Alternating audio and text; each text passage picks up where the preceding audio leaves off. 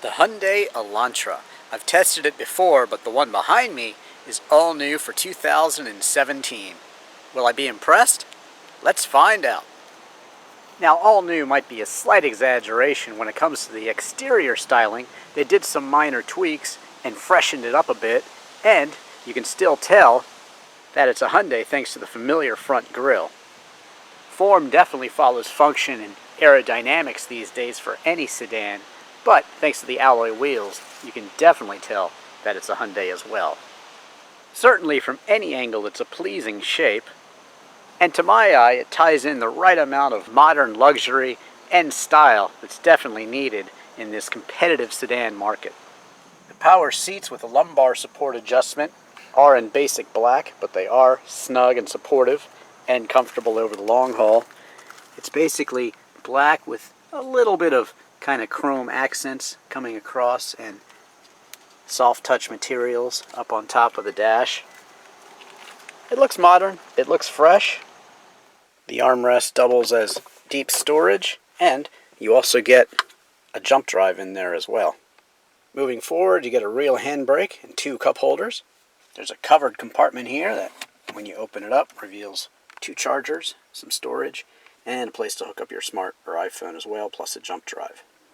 The dual zone climate control is very well laid out, intuitive, and quite easy to use as well. Also intuitive is the infotainment screen, very easy to scroll through navigation and check gas stations.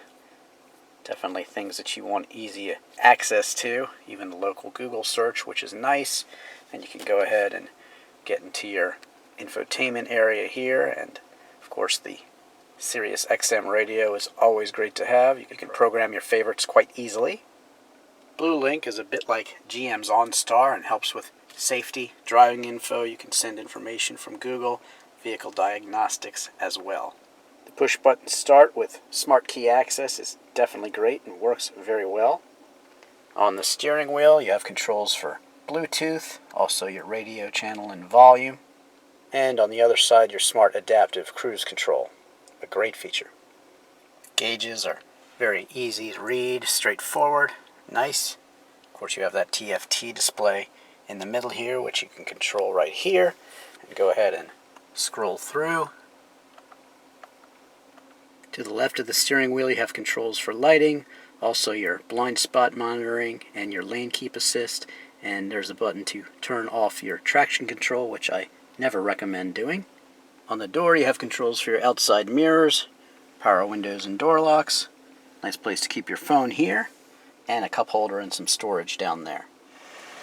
Add in the sunroof and you've got a really nice combination of luxury and tech, all in a nice looking interior package. Out and back you get seating for 3 across, heated seats as well, plus some storage in the door, and a cup holder and some storage down here. And then if you pull down the armrest, you also get 2 additional cup holders. The trunk will open automatically, or you can just hold down this button. And you can see that it's impressively large, and you can also fold down the back seats too for added room.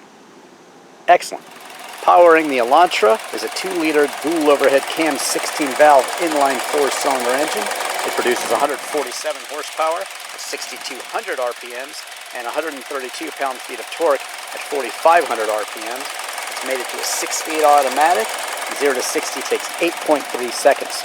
Fuel economy is rated at 28 miles per gallon in the city, 37 on the highway, and you can expect 32 miles per gallon overall.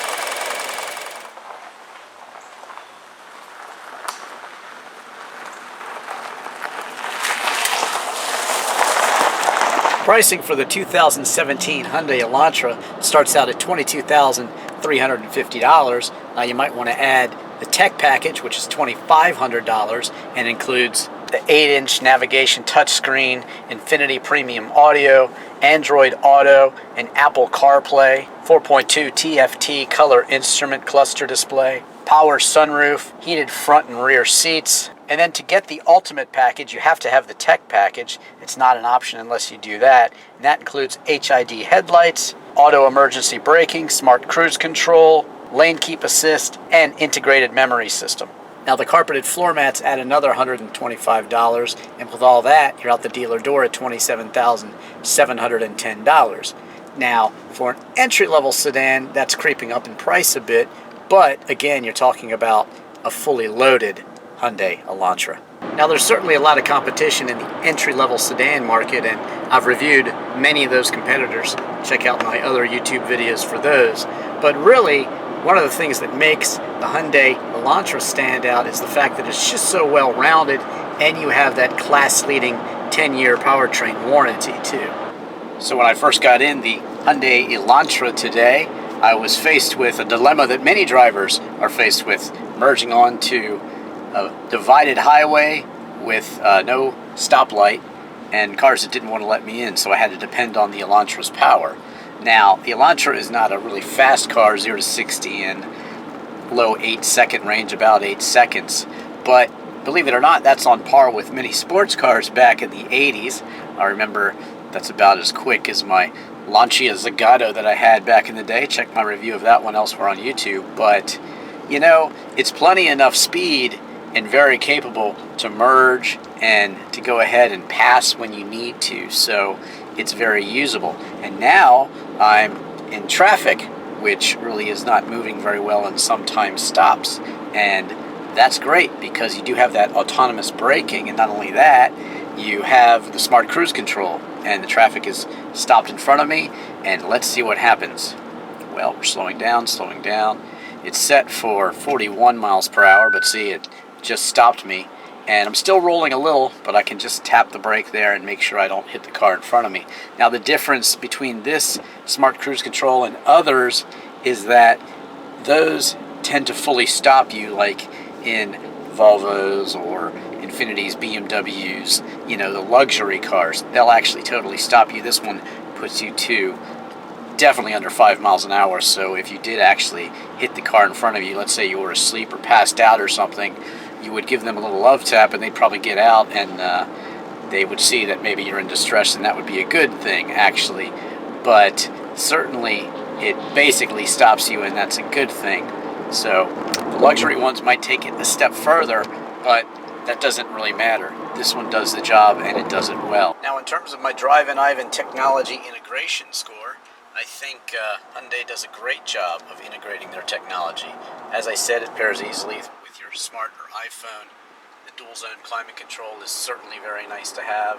The adaptive cruise control, which is coming in handy right now, is very easy to use and keeps you safe. And you've got your lane keep assist and your blind spot warning as well. So the tech is certainly very well integrated and very easy to use as well. Therefore, I'll give it a very strong 9.5 out of 10 for my Drivin technology integration score. Now, as I said earlier, this Hyundai Elantra is certainly not a speed demon, but it does have adequate power.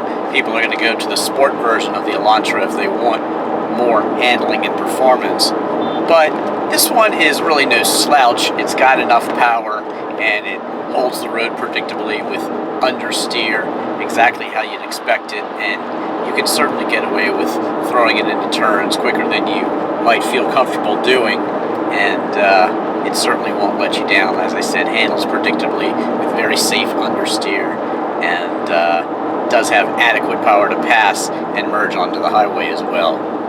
Just a 6-speed automatic transmission here, but you can shift it yourself, and that's a good thing. Second gear holds it well for me. Brake, push the weight forward, turn in, and let the back end come around. Pretty much a racetrack turn right there. And this car handles it well, as you'd expect it to. Nice kind of raspy sound, and does have a sporting feel when you drive it that way, when you have the opportunity to. But it does certainly favor understeer, as it should. Nice front-wheel drive, front-engine car.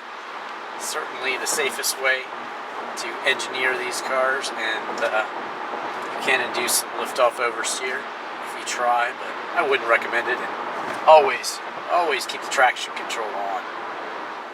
A cool thing about the transmission here is that when you shift gears, it actually goes ahead and puts it up here on the TFT in front of you, so that way you don't have to look down or that sort of thing, and you can keep focused on the road and what's in front of you. Hyundai's done a really nice job with their night look on this Elantra. I really like it. The colors are quite luxurious, actually. Better than you'd expect from what's basically an entry-level sedan, although it is pretty plush for an entry-level sedan. Nice.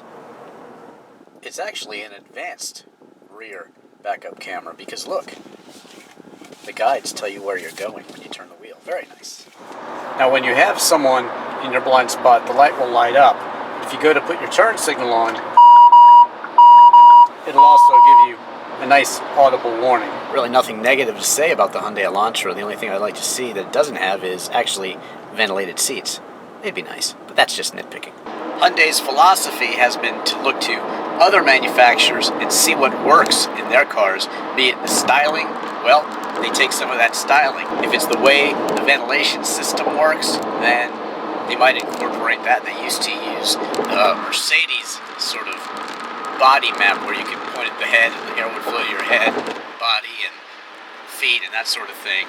But they've changed that because styles have changed and automotive technology has changed. So they've changed right along with it, and they've integrated the best of what's out there into their own cars, and it's no exception in this all-new Hyundai Elantra. The suspension has been slightly tweaked, the style has been slightly tweaked, and other things have been slightly tweaked, but nothing really major. Why? Because why fix it if it's not broken? The Elantra was already a good car. You can look for my review of the older Elantras out there on YouTube. But, you know, it's a great car back then, and it's actually still a great car. So why fix it if it's not broken? So the Elantra, as I said, is an all-around great sedan. It offers nice tech. It offers a bit of luxury as well. It's a nice looking car, and really it does everything you want a sedan to do.